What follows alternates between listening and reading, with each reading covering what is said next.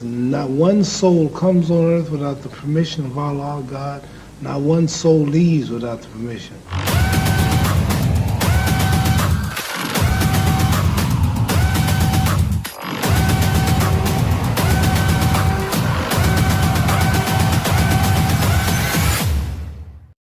Muhammad Ali, born Cassius Marcellus Clay Jr. January 17, 1942 to June 3, 2016, was an American professional boxer and activist.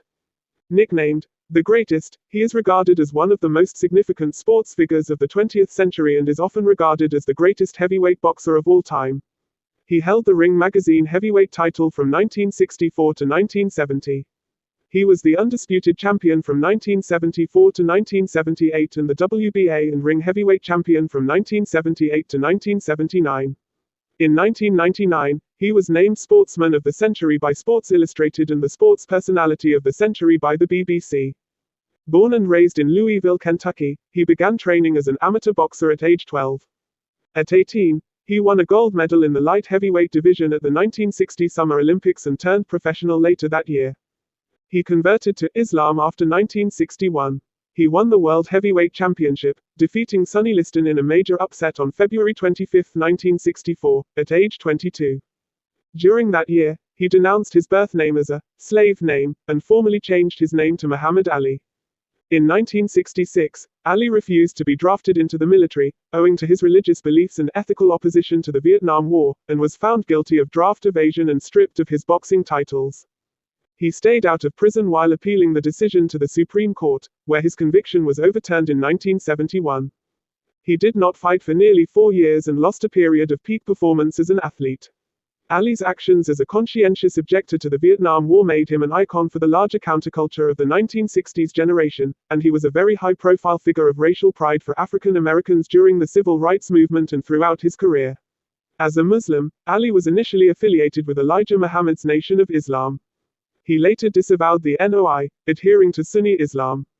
He fought in several historic boxing matches, including his highly publicized fights with Sonny Liston, Joe Frazier, including the Fight of the Century, the biggest boxing event up until then, the Thriller in Manila, and his fight with George Foreman in the Rumble in the Jungle. Ali thrived in the spotlight at a time when many boxers let their managers do the talking, and he became renowned for his provocative and outlandish persona. He was famous for trash talking, often freestyled with rhyme schemes and spoken word poetry, and has been recognized as a pioneer in hip hop. He often predicted in which round he would knock out his opponent. As a boxer, Ali was known for his unorthodox movement, fancy footwork, head movement, and rope-a-dope technique, among others. Outside boxing, Ali attained success as a spoken word artist, releasing 2 studio albums, I Am the Greatest, 1963, and The Adventures of Ali and His Gang vs. Mr. Tooth Decay, 1976. Both albums received Grammy Award nominations. He also featured as an actor and writer, releasing 2 autobiographies. Ali retired from boxing in 1981 and focused on religion, philanthropy, and activism. In 1984, he made public his diagnosis of Parkinson's syndrome, which some reports attributed to boxing-related injuries, though he and his specialist physicians disputed this. He remained an active public figure globally, but in his later years made fewer public appearances as his condition worsened, and he was cared for by his family. Cassius Marcellus Clay Jr. was born on January 17, 1942, in Louisville, Kentucky. He had one brother. He was named after his father, Cassius Marcellus Clay Sr. 1912-1990, who had a sister and 4 brothers and who himself was named in honor of the 19th-century Republican politician and staunch abolitionist Cassius Marcellus Clay, also from the state of Kentucky. Clay's father's paternal grandparents were John Clay and Sally Ann Clay. Clay's sister Eva claimed that Sally was a native of Madagascar. He was a descendant of slaves of the antebellum South, and was predominantly of African descent, with Irish and English family heritage. His maternal great-grandfather, Abe Grady, emigrated from Ennis, County Clare, Ireland. DNA testing performed in 2018 showed that, through his paternal grandmother, Clay was a descendant of the former slave Archer Alexander, who had been chosen from the building crew as the model of a freedman for the Emancipation Memorial, and was the subject of abolitionist William Greenleaf Elliott's book, The Story of Archer Alexander, From Slavery to Freedom. His father was a sign and billboard painter, and his mother, Odessa O'Grady Clay, 1917-1994, was a domestic helper. Although Cassius Sr. was a Methodist, he allowed Odessa to bring up both Cassius Jr. and his younger brother, Rudolph, Rudy, Clay later renamed Raham and Ali, as Baptists. Cassius Jr. attended Central High School in Louisville. He was dyslexic, which led to difficulties in reading and writing, at school and for much of his life. He grew up amid racial segregation. His mother recalled one occasion when he was denied a drink of water at a store. They wouldn't give him one because of his color. That really affected him. He was also strongly affected by the 1955 murder of Emmett Till, which led to young Clay and a friend taking out their frustration by vandalizing a local rail yard. He once told his daughter Hannah, "Nothing would ever shake me up more than the story of Emmett Till." Clay was first directed toward boxing by Louisville police officer and boxing coach Joe E. Martin, who encountered the 12-year-old fuming over a thief having taken his bicycle. He told the officer he was going to whop the thief. The officer told Clay he had better learn how to box first. Initially, Clay did not take up Martin's offer, but after seeing amateur boxers on a local television boxing program called Tomorrow's Champions, Clay was interested in the prospect of fighting. He then began to work with trainer Fred Stoner, whom he credits with giving him the real training, eventually molding my style, my stamina and my system. For the last 4 years of Clay's amateur career he was trained by boxing cutman Chuck Bodak.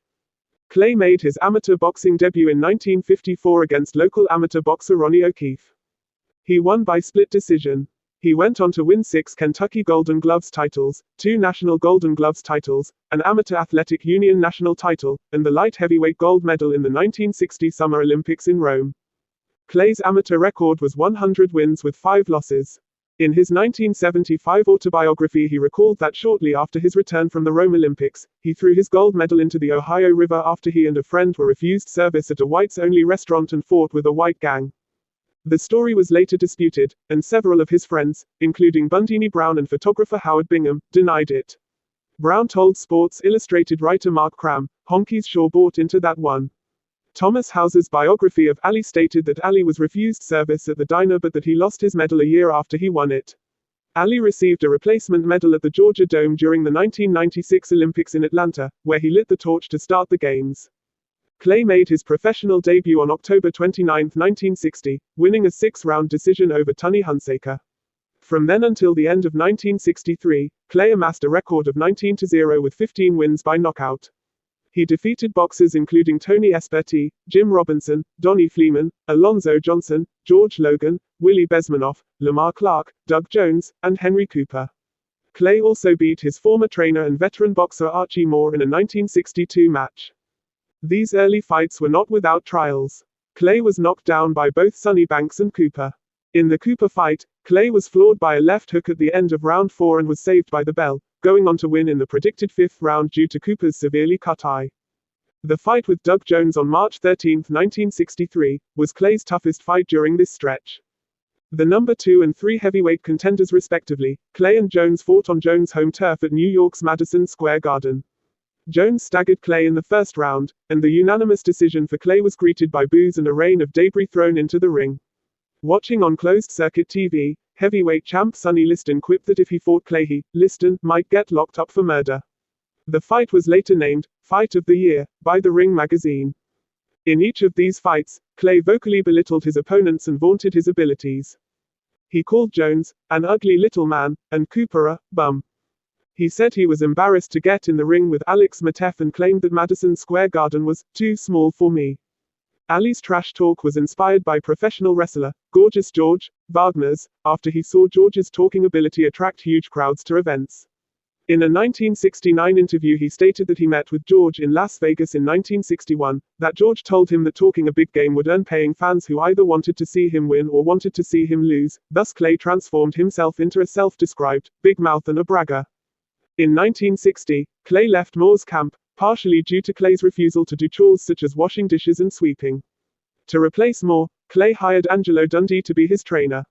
Clay had met Dundee in February 1957 during Clay's amateur career.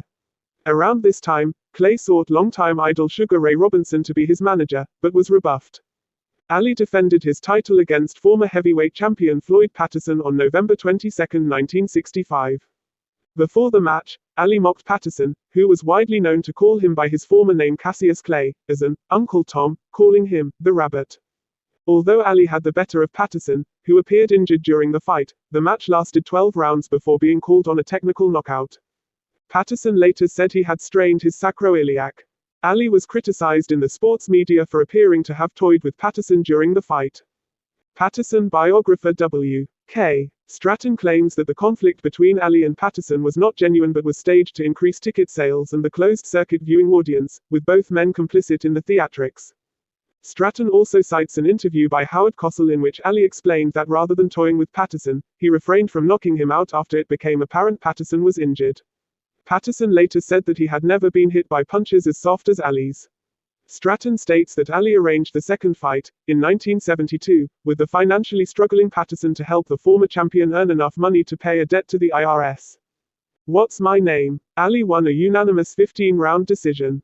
Terrell claimed that early in the fight Ali deliberately thumbed him in the eye, forcing him to fight half-blind, and then, in a clinch, rubbed the wounded eye against the ropes. Because of Ali's apparent intent to prolong the fight to inflict maximum punishment, critics described the bout as one of the ugliest boxing fights. Tex Moore later wrote, "It was a wonderful demonstration of boxing skill and a barbarous display of cruelty." Ali denied the accusations of cruelty but, for Ali's critics, the fight provided more evidence of his arrogance. After Ali's title defense against Zora Folley on March 22, he was stripped of his title due to his refusal to be drafted to Army service.